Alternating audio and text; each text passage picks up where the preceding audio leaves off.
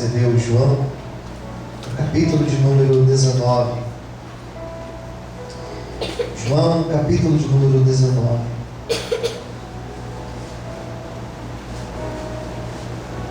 Nós vamos ler um pouquinho da palavra de Deus. Aleluia. Glória a Deus. João, capítulo 19. Quem já encontrou, diga amém. Vamos lá. O versículo 17 fala sobre a crucificação. E levando ele as costas da sua cruz, saiu para o lugar chamado Calvário, que em hebraico se chama Gólgota, onde o crucificaram, e com ele outros dois, um de cada lado, e Jesus no meio. E Pilatos escreveu também um título e pô-lo em cima da cruz, e nele estava escrito: Jesus Nazareno, Rei dos Judeus. E muitos dos judeus leram este título porque o lugar onde Jesus estava crucificado era próximo da cidade, e estava escrito em hebraico, em grego e em latim. E diziam, pois, os principais sacerdotes dos judeus a Pilatos: não escreva Rei dos Judeus, mas que ele disse: sou o Rei dos Judeus. Respondeu Pilatos: que escrevi. E depois os soldados crucificaram a Jesus, tomaram as suas vestes, fizeram em 4 partes, para cada soldado uma parte, e também a túnica porém tecida toda de alto a baixo, não tinha costura. E disseram depois uns aos outros: não rasguemos, mas lancemos sorte sobre ela, para ver de quem será. Isso foi assim para que se cumprissem as escrituras, que se dividiram entre si as minhas vestes, e sobre a minha túnica lançaram sortes. Os soldados, pois, fizeram essas coisas.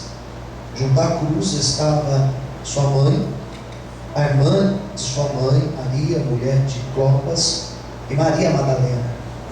Ora, Jesus, vendo ali a sua mãe, e que o discípulo a quem ele amava estava presente, disse à sua mãe: mulher, eis aí teu filho. Depois disse ao discípulo: eis aí a tua mãe. E desde aquela hora o discípulo recebeu em sua casa. Depois, sabendo Jesus que todas as coisas estavam terminadas, para que se cumprissem, disse: tenho sede. Estava, pois, ali um vaso cheio de vinagre. Encheram de vinagre uma esponja e, pondo-a no esopo, lá chegaram à boca. Quando Jesus tomou o vinagre, disse: está consumado. Inclinando a cabeça, entregou o Espírito. Os judeus, pois, que no sábado não ficassem com os corpos na cruz, para que no sábado não ficassem com os corpos na cruz, isso que era a preparação, pois era o grande dia de sábado, rogaram a Pilatos que se lhe quebrassem as pernas e fossem tirados. Foram, pois, os soldados, que na verdade quebraram as pernas ao primeiro e ao outro que ele fora crucificado. Mas vindo a Jesus, vendo-o já morto, não lhe quebraram as pernas. Contudo, um dos soldados lhe furou o lado com uma lança, e logo saiu sangue e água. E aquele que viu testificou, e esse testemunho é verdadeiro. E sabe que é verdadeiro o que diz, para que também vós o creais. Que isso aconteceu para que se cumprissem as Escrituras: nenhum dos seus ossos será quebrado. Outra vez diz as Escrituras: verão aquele que transpassar. Todos digam amém. Vamos fechar os nossos olhos.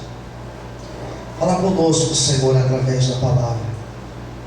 Hoje nós estamos aqui para falar da crucificação.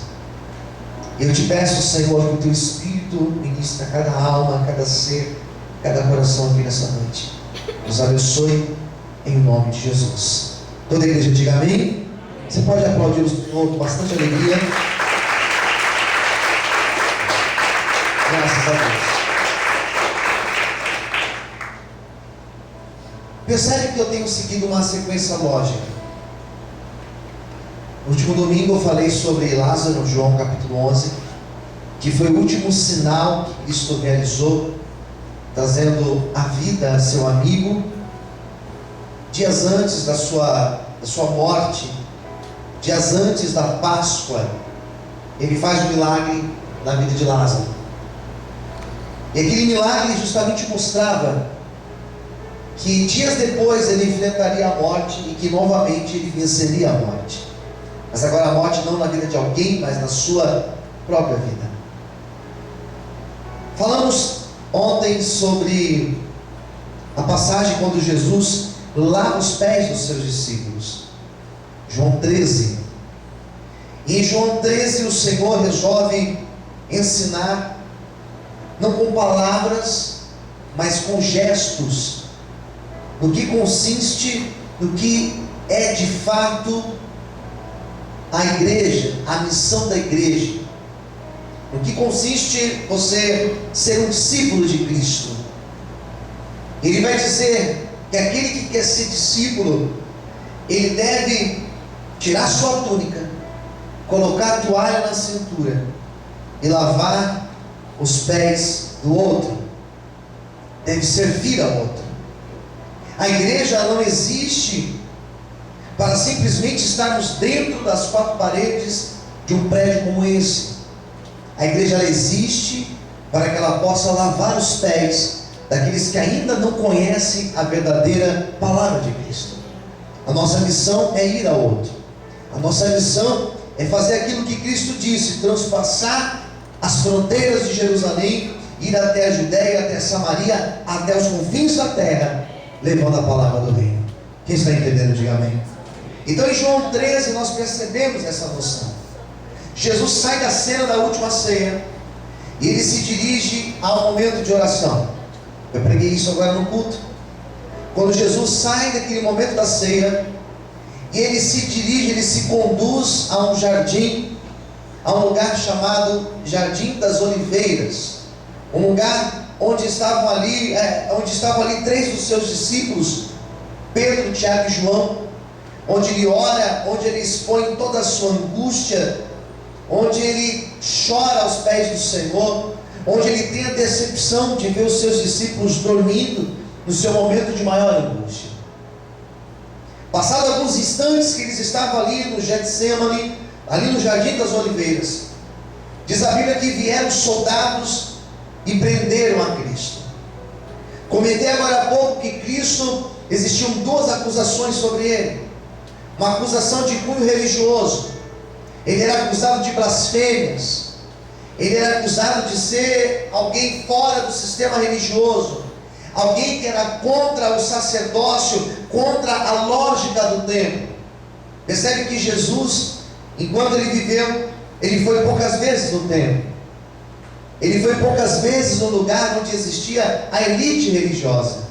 Ele foi uma vez quando menino, e aos 12 anos ele ensinava aos doutores da lei. E depois ele foi já adulto e ele expulsa aqueles que faziam comércio dentro do templo, o grande templo de Herodes. Então Cristo ele não tinha diálogo muito próximo com aqueles ligados ao templo, aqueles poderosos.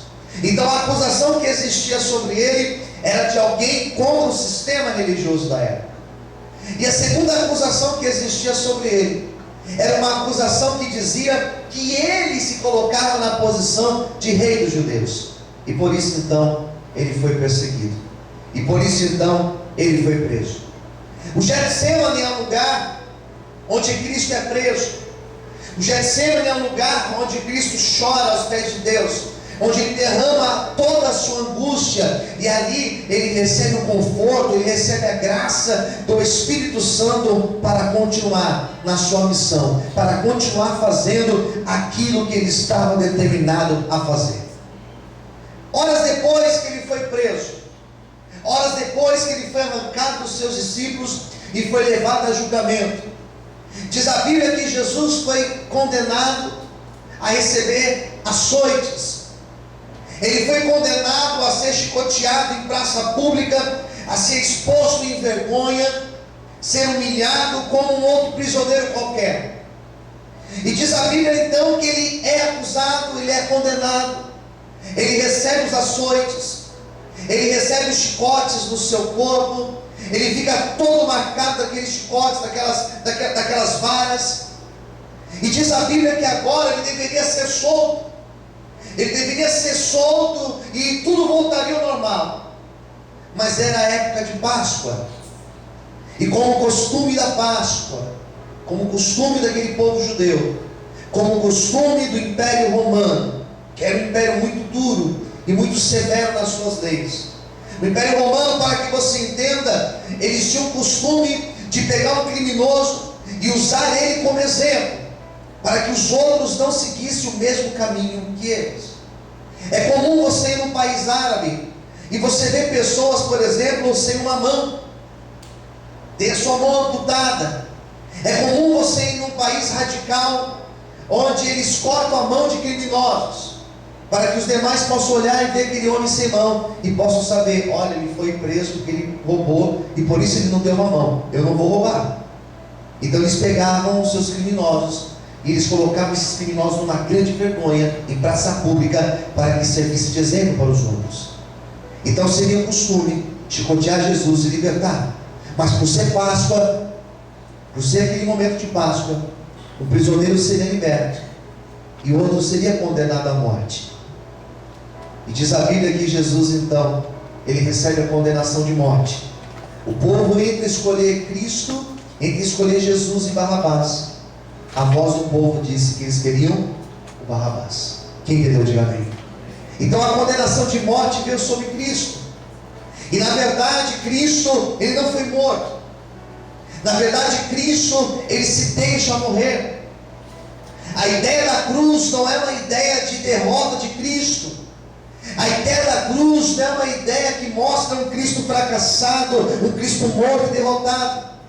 Mas a ideia da cruz é nós pensarmos que aquele lugar foi um lugar onde Jesus entregou a sua vida, onde Ele derramou o seu sangue para que nós tivéssemos a salvação eterna garantida. Jesus morre na cruz para que nós tivéssemos acesso à presença de Deus. Será que você pode louvar e aplaudir ao Senhor por isso? Aleluia! Glória a Deus! Preste atenção agora. E não é comum, não é difícil algumas pessoas não entenderem o que ocorre com a cruz. Não é difícil você encontrar pessoas que frequentam a igreja e ainda não percebem a dimensão que é a cruz. Alguns dias atrás eu participava de um diálogo interreligioso, e ali na nossa conversa existia um sacerdote do Candomblé, e foi perguntado a ele sobre o sacrifício de animais. E ele começou a expor o porquê que no Candomblé existe sacrifício de animais. Por que o bode é sacrificado? Por que a galinha é sacrificada? E por que outros animais, como um porco, é sacrificado? E ali o sacerdote do Candomblé começou a trazer a sua explicação, e começou a trazer as suas ideias, suas teorias, desde a raiz africana, desde lá de trás. E quando acabou a sua explicação, me foi perguntado: e por que antigamente se fazia sacrifício de animais? Porque a Bíblia fala que os homens da antiguidade, como Abraão, como Davi, como Salomão, por que eles sacrificavam? E hoje já não existe mais o sacrifício de animais. E me foi dada a palavra para que eu pudesse explicar isso. Eu falei, bom, o sacrifício animal existiu durante todo o Antigo Testamento. Se você pegar do livro do Gênesis, por exemplo, você vai encontrar o sacrifício desde Caim e Abel, por exemplo. Se você pegar o livro do Gênesis até Malaquias, você vai encontrar a ideia do sacrifício de animais. E por que os animais eram sacrificados? Os homens sacrificavam os animais para que através do sangue derramado daquele animal em cima de um altar, o sangue derramado das mãos de um sacerdote, a pessoa que tinha levado aquela oferta, ela receberia o perdão dos seus pecados. Basta você ler, por exemplo, o livro de Jó, e você vai ver que lá no livro de Jó, ele sacrificava animais para perdão dos seus pecados e para perdão dos pecados dos seus filhos. Então eles tinham que pegar um carneiro, eles tinham que pegar um cordeiro, um animal sem mancha, um animal perfeito. Eles pegavam aquele animal, levavam até o templo, e ali no templo eles sacrificavam em cima do altar. E essa lógica, ela persistiu até o Novo Testamento. Até as páginas do Novo Testamento, nós ainda encontramos o sacrifício animal. Percebe que quando Jesus ele entra no templo, ele desmonta aquelas bancas, ele expulsa os mercadores. O que eles vendiam? Eles vendiam animais. As pessoas que vinham de longe para não trazerem animais, elas compravam animais ali no templo, e aquilo ali virou um grande comércio. Então Jesus expulsa os mercadores que estavam fazendo comércio dentro do templo. E por que em Jesus acaba o sacrifício animal? Por que em Cristo para de ter o sacrifício do cordeiro perfeito, sem mácula? Porque Cristo, ele derrama o teu sangue como um cordeiro perfeito. Diz a Bíblia que Cristo, ele assume o papel que o cordeiro fazia, que era perder todo o teu sangue, para que aquela pessoa que ofertasse tivesse todos os seus pecados perdoados. Por isso que Cristo, quando ele sobe na cruz, e diz a Bíblia que ele teve o seu corpo transpassado por uma lança, todo o sangue dele escorre naquele altar, todo o sangue dele escorre na cruz, para que toda a humanidade tivesse o perdão de Deus. Por isso os pecados que nós já cometemos, os pecados que você cometeu hoje, os pecados que nós viemos cometer amanhã ou depois da manhã, eles já estão perdoados, porque o sangue de Jesus, ele foi derramado na cruz do Calvário. Todos podem aplaudir e exaltar ao Senhor por isso. Aleluia. Você pode aplaudir o Senhor. Por isso que existe o sacrifício de Cristo, para o perdão dos nossos pecados. Fala para quem está ao seu lado: todos os teus pecados estão perdoados em Cristo Jesus. Percebe então, queridos, que quando Jesus morre na cruz, ele morre para o perdão dos nossos pecados. Ele, como uma ovelha muda, foi levado ao matadouro, sem mácula, sem pecado algum, perfeito, sem mancha alguma na sua veste. Ele foi levado à cruz para ser sacrificado pelas nossas vidas. Você sabe que quando Jesus foi, quando ele foi crucificado, quando ele morre, na sexta-feira, que dia é hoje? Que dia é hoje? Sexta-feira. Era sexta-feira, às 3 horas da tarde, horário do sacrifício. Diz a Bíblia que Jesus, ele morre. Se aproximava do sábado. Por isso que o texto fala que eles tinham pouco tempo para sepultar Jesus, porque no sábado não pode, no sabá eles não podem enterrar. Então Jesus poderia ser enterrado até às 6 horas da tarde. Eles tinham pouco tempo. E diz a Bíblia que enquanto naquele intervalo de tempo que Jesus morre, diz a Bíblia que o céu ficou escuro, o sol negou o seu brilho, a natureza bradou dizendo: é o nosso Criador. Houve trevas. Diz a Bíblia que houve um grande terremoto, um grande tremor. Diz a Bíblia que mortos ressuscitaram naquele momento. Mortos que estavam sepultados, eles ressuscitaram para a glória de Deus. Amém, queridos? E lá no templo de Jerusalém, o lugar onde se prestava o culto a Deus, o lugar onde eles falavam de amor, mas não viviam a prática do amor, vivia a prática da exclusão. Diz a Bíblia que no templo existia um lugar chamado Santíssimo, e nesse lugar apenas o sacerdote tinha acesso. Era um lugar onde somente aquele que era sacerdote, o separado, poderia entrar. E diz a Bíblia que com a morte de Cristo na cruz, a cortina que existia, que separava o lugar santo, onde as pessoas poderiam ficar, do lugar santíssimo, diz a Bíblia que essa cortina, ela foi rasgada do alto a baixo. A cortina, ela não rasgou de cima para baixo, ou melhor, de baixo para cima, mas a cortina rasga de cima para baixo, porque aquele que rasgou o véu, aquele que rasgou a cortina, ele não rasga de baixo, ele estava em cima, então ele rasga de cima a baixo. E o que significa isso? Nós não tínhamos acesso ao Santíssimo, nós não tínhamos acesso a Deus, nós não tínhamos acesso ao Senhor, e é por isso que quando você lê lá em Hebreus, diz que Jesus, ele é o sumo sacerdote, segundo a ordem de Melquisedeque, ou seja, para nós termos acesso a Deus, nós não precisamos de sacerdote, nós não precisamos de intercessores, nós não precisamos de interlocutores. Para nós termos acesso a Deus, nós precisamos de Cristo, e Ele morre na cruz para que eu e você tivéssemos acesso à presença dEle. Será que você pode aplaudir e exaltar a Deus por isso? Aleluia!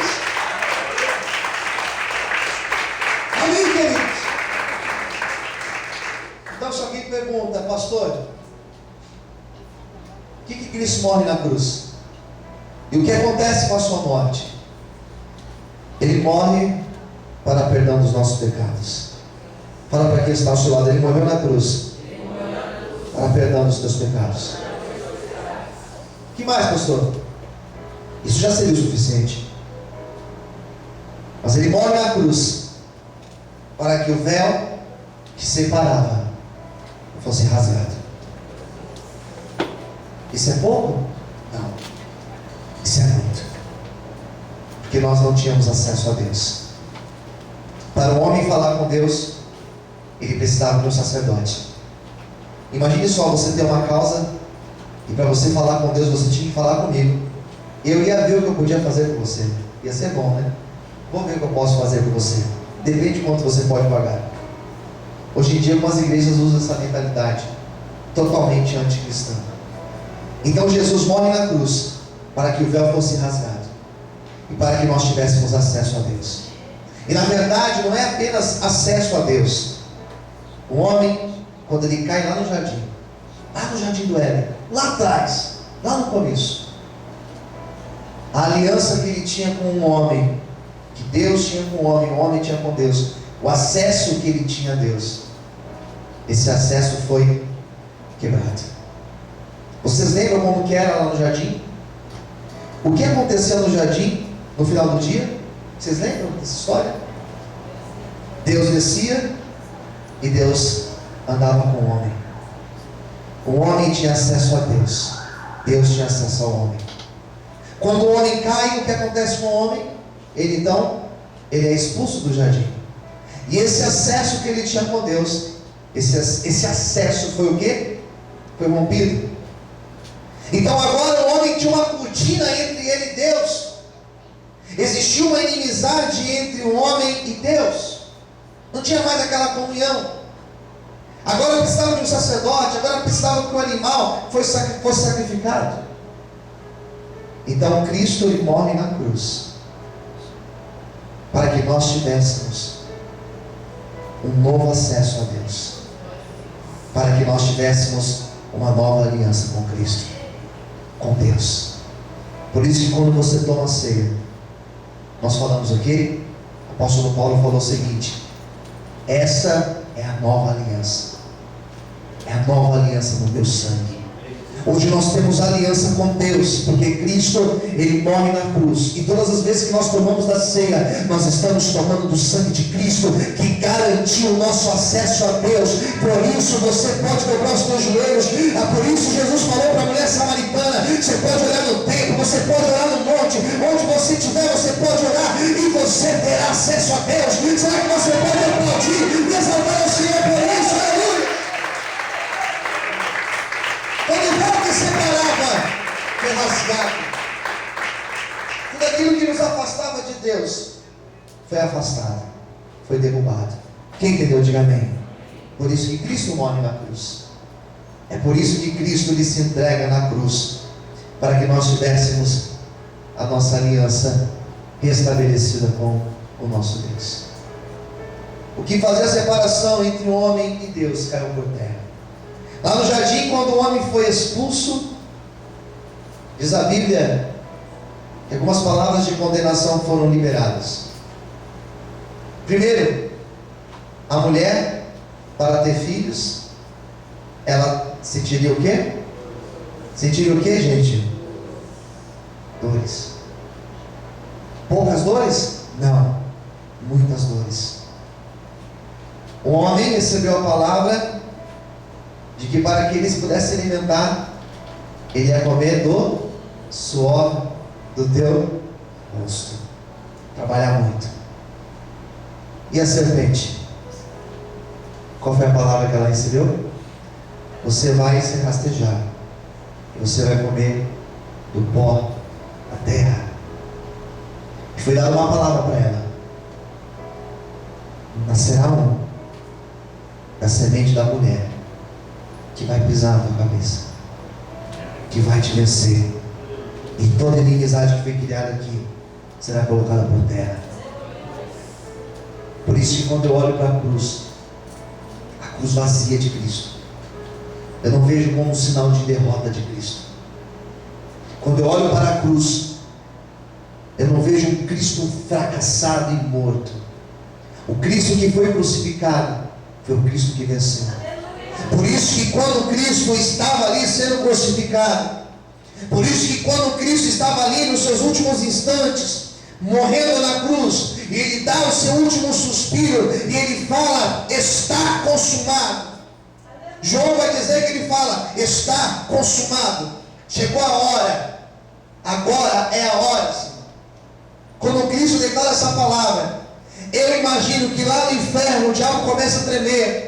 Eu imagino que lá no inferno Satanás começou a tremer, porque ele sabia que daqui a alguns instantes Jesus desceria até as mais profundezas, iria pisar a cabeça da serpente e iria nos dar o acesso à salvação, a graça e a redenção de Deus. Por isso, quando eu olho para a cruz, eu não vejo um Cristo fracassado, eu não vejo um Deus morto. Quando eu olho para a cruz, eu vejo o Senhor que morreu para nos dar vida e vida com abundância. Quando Cristo morre na cruz, Ele pisa na serpente e Ele nos dá salvação eterna. Quantos podem aplaudir e exaltar ao Senhor por isso? Aleluias! Posso ouvir amém? É isso que é a cruz. É esse o acesso que nós tivemos a Deus pela cruz. Posso ouvir amém? Amém. Eu gostaria nessa noite de deixar essa palavra para vocês. Essa palavra, cruz é uma coisa que a gente vê muito por aí, né? Na sala de aula, dependendo de onde você estudar, na sala de aula tem uma cruz, né? Você anda pelas ruas e você vê várias igrejas que tem a cruz como símbolo. Quando você olhar para uma cruz, a partir de hoje, você vai lembrar que foi pela cruz, pelo sacrifício de Cristo, que nós adquirimos a salvação. Estávamos condenados a morrer divorciados de Deus, mas foi na cruz que o Senhor trouxe o perdão para as nossas vidas. Um dos textos mais lindos da Bíblia, e aqui eu encerro, porque já é quase meia-noite. Um dos textos mais lindos da Bíblia é um texto de Oséias. Pergunte para o seu irmão do lado: você já ouviu falar de Oséias? É fraca essa voz, mas diga, já ouviu falar de Oséias? Quem já ouviu falar de Oséias? Diga amém. E a história do livro de Oséias, esse profeta Oséias, Deus falava para ele: olha, você vai casar com uma mulher. Oséias, tá, ótimo, casar é bom, né? Então eu vou casar. Só que você vai casar com uma mulher da casa da prostituição. Daí não, né, Deus? Como assim? Você vai casar com uma mulher prostituta. E esse Oséias casa com essa mulher. E essa mulher foi infiel a Oséias. E Deus chega para Oséias e fala assim: Oséias, ela foi infiel, foi embora, né? Mas você vai lá buscar essa mulher, você vai trazer ela de volta para tua casa. E Oséias fala assim: mas como assim, Deus? Deus fala: é assim, porque é assim que o meu povo me trata. Estávamos divorciados de Deus, adulteramos contra Deus quando nós caímos no pecado. Só que o mesmo Oséias que foi lá e buscou e perdoou e restituiu a sua esposa, é assim que Deus faz conosco. Quando você levanta a sua mão e fala assim: Senhor, seja o Senhor da minha vida. Quando você fala: Senhor, seja o Deus da minha vida, a porta da salvação é aberta para você. E o mesmo Deus que perdoa está ali exemplificado no texto de Oséias. É esse perdão que Deus tem para as nossas vidas. Nós não merecemos, mas é pela infinita misericórdia e graça de Deus que nós estamos aqui. A cruz não é porque nós merecemos. Nós estávamos como aquela mulher de Oséias, mas o Senhor foi como Oséias, que perdoou e restaurou o seu casamento, restaurou a aliança que estava quebrada. Nesta noite o Senhor vai restaurar a aliança dele conosco. Amém? Que Deus te abençoe e que essa palavra continue falando no teu coração. Vamos aplaudir mais uma vez a Deus nessa noite. Eu quero orar por você. Vamos lá.